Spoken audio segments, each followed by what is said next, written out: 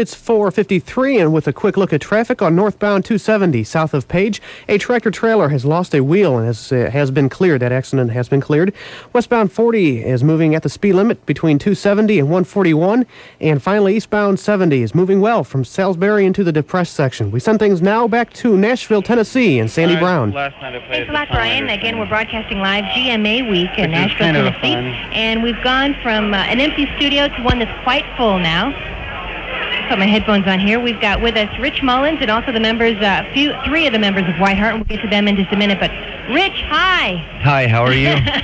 We're across the room just about from each other, and glad you joined us today. It was good to see you yesterday at the reception and again today, and it just seems kind of like we keep running into each other, but it's always good to see you. I'm glad. I think that's the whole point of everybody staying in one hotel, so you can run into each other. Yeah. Well, I know what it's like from the radio perspective. What's it like for the artist to be here for a whole week? It's, well, I think that you probably go into Christian music because you really want to say something about, you know, what it might mean to be a Christian, and I think that, you know, with being able to do a lot of radio stuff and all that just gives you more opportunity to do more of what you got into this in the first place for. And so this part of it is actually my favorite part. I mean, there's a lot of stuff that is uncomfortable for everybody, I think, but this is the good part. So I'm glad to be here. Another part of what's been in your schedule is that of going into the studio. I don't know where that ranks as far as best, least favorite, worst, whatever, but you've spent, you tell me, how much of the last few months have you been in the studio? A lot. Way more. See, I don't like the way I sound, you know. I don't like to sing, and I... You don't like to sing? No. I like to write. I mean, writing is really what I like to do, and I'm a real booger. I don't like other people to sing my songs because I never like the way they do it. So I figure I may as well... You're in quite a quandary there. You don't like to sing. You don't like when other people sing. Right, so I may as well botch them as someone else. But, I mean, it's nice after you've sung and after they've doctored your voice up and made you sound like you know what you're doing. You know, you hear the finished product and you go, wow, what did you do? You know, this is... But then, you know, when you're recording, I remember the first album that we were doing, and I was real nervous about singing then. At some point, you just finally say, you know what? It doesn't really matter if you're a great singer. I mean, there are only so many great singers out there, and there are plenty of them. And I'm not one of them. But the thing is, I just think what you have to say is probably more important than how good you sound when you're saying it. But we were working on the first album, and I hadn't yet developed that. I had this idea that everyone that recorded was supposed to be a great singer, so I was trying so hard to sing. And everyone's going, stop being so conscientious, stop being so nervous about it, and loosen up a little bit. And so I had stepped out, and they turned my voice on the recording with no reverb, and there was no accompaniment. And I heard this terrible voice, and I stuck my head back on the thing. I said, see, that's just exactly it. I step outside the room, and you guys make fun of the way I sound. And they all just sat there looking at each other and went, we weren't making fun of anything. We were just playing you. And so it just really, but, you know, you get over it. You get over it, and you kind of go, gee, I could be selling shoes, so this isn't so bad. You talked about writing music was your favorite part, and yet last night you made a comment at the showcase that it's hard work. Yeah. What do you mean it's hard work to write a song? I just mean that, well, I think when you look at Genesis, you know, when God created man, that there are some really significant little snips there, and one is that God created man in his own image, and I don't know what that means exactly, but I'm sure it's significant that God breathed a breath of life into him and he became a living soul, and I think that's something that, and that God gave man sexuality, that he created male and female, and that our sexuality is a part of who we are, and that he told man to work. And I think that when we work, we're doing what we were made to do, and we are actualizing our identity here. Does that sound heavy or what? I mean, does it sound like I've been reading those self-help books? Which I don't read them because I think self-help is the most ridiculous idea ever. So how can you write a book about a stupid idea? It's kind of foolish. This editorial comment brought to you by Rich Mullins. Yes. These views are not necessarily those of WCBW. But, you know, so I kind of go, everybody works. And, you know, it's like when you put out a garden, you don't absolutely love the idea of standing out there in the middle of a hot, sweltering day and hoeing and putting your beans up and getting everything fixed. But at the end of the day, you sit down on your porch and you have a glass of tea and you go, this feels good. Or, you exercise and you feel your muscles are kind of achy and you go, this is a nice kind of ache. So it's a nice kind of work. You didn't mean that it's a laborious all the time, that there's never enjoyment out of it. I think that was the point that you were trying to make. Right, that it is.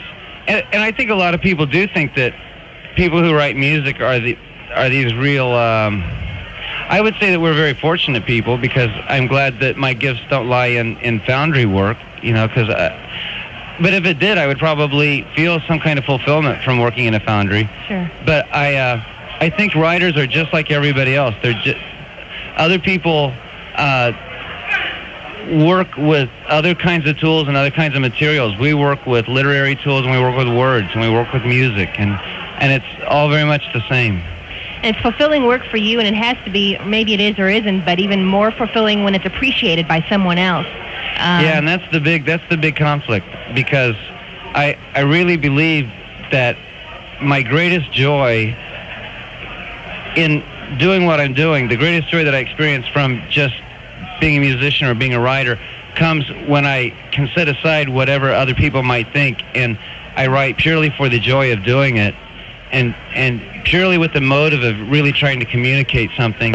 And when I start getting uptight about what people might say about how I'm communicating, then this kind of ugly element enters into the whole thing, and it's a lot less purely joyful. Sure. Well, I'm sure with the critical also comes the appreciation value. When it has to be gratifying to know that someone truly enjoys your work. You come up to something like the Dev Awards, you've got 2 songs nominated. Awesome got 3. That's right, the rock one too. Is that bizarre or what? I mean, I don't even listen to rock music. I don't understand it. I did when I was a teenager, but I haven't had an angst since I was 25. Now, you're sitting next to 3 Whiteheart guys. You better be careful, Rich. Well, these guys are strong enough to sustain that youthful thing, I'm not. I'm a weakie. You've got 3 songs nominated. Bound to Come Some Trouble, Awesome God, and also... Bound to Come Some Trouble, that's bizarre, too, because that's, inspirational. I feel like, geez, what am I in the geriatrics ward here, or what? Well, I was going to ask you, you're nominated in 3 basically different categories. You're in rock, inspirational, and adult contemporary. You cross the board, and you call it surprising, so you don't think that you're really one who can satisfy a lot of different categories or groups of people? I think you did it well. See, I feel real good about that. I mean, when I look at the whole picture, I go, it is kind of neat, because I really feel like a good song should be able to be done in any number of different styles. But see, I put a lot more stock in the song than in the production of it. And I feel like if the writing is done in a good way, then that song can be produced as just about any kind of song you want to produce it as, and the production hopefully won't get in the way of the song. The song will be strong enough to come out above the production. Okay. I'll tell you what, we're going to wrap it up here. I want to tell the people at the station to get Awesome God ready. We're going to go into that in just a moment. But before we do, as a final question, to touch on something that you were talking about again last night, you said in a joking fashion something about, boy, it's been 10 years since I've had a date or something like that. Yeah. Just on a personal note, is being single something that you struggle with? I mean, your schedule, you're but on the road a lot. I'm sure that being married would be something I would struggle with, too. I figure if you're not happy single, you won't be happy married. So the thing to do is to not worry about it. There are certain advantages in being married, I'm sure, I've heard. But there are certain advantages in being single also. Like you don't have to worry about your kids, So you can go to bed at midnight and not be going, oh, where are my kids, And you can... take off and go to Thailand or to Guatemala or wherever you want to go, and you don't have to feel like you're cheating your kids out of your primary responsibility to them. So there are advantages and disadvantages in everything. As a final question, you bring up the work of missions. I heard you said it originally or some time ago that you didn't want to do this forever. You wanted to do it for a season and then maybe devote more of your time to missions. What is down the road? Do you know? Well, I want to be a missionary. Yeah, I just think, at some point, I think that we are called to give account for what we've done with the talents we've been given, and I think that I feel real good about what's happened for me in terms of what I've been able to do with music. I feel really good about it. I'm very pleased, and you know, a lot of people have said, well, what's wrong? What's wrong? I'm like, man, nothing. I mean, things are going far better than anyone at my record company certainly thought they would, and even I'm surprised, even though I was a little cockier about it all than they. But I just kind of go, I don't know. Sometimes I just think that everything has its place. And I think, you know, another 5 years, I'm going to start repeating myself even worse than I already do. So what's the point of that, you know? And time to move on. And I'm going to be having my midlife crises about that time, so I'm just planning through it. You're going to go to Guatemala and have your midlife crisis. Well, maybe I'm thinking about other places, you know. I'm thinking somewhere that speaks English because I'm very bad at foreign languages. And so, but... Well, bad at foreign languages, a good songwriter, a nice guy. What a trade-off. Sometimes a nice guy. Something like that. Rich Mullins, our guest. I appreciate you stopping by, Rich. It's always good to talk to you. Well, thanks for giving me the opportunity to do this. This is what I like to do. I love to talk, especially about myself. Well, I tell you what, we're going to just take off the mic, and you can just kind of stand over in the corner and talk about yourself. Here, we're going to have the members of White Heart join us in just a second. Rich Mullins, thanks. We're going to go into Awesome God, one of the songs nominated for Song of the Year. Thanks for joining us, Rich, from Nashville, Tennessee, GMA Live on 104.9 FM WCBW. St. Louis Christian Radio, now double the power at 104.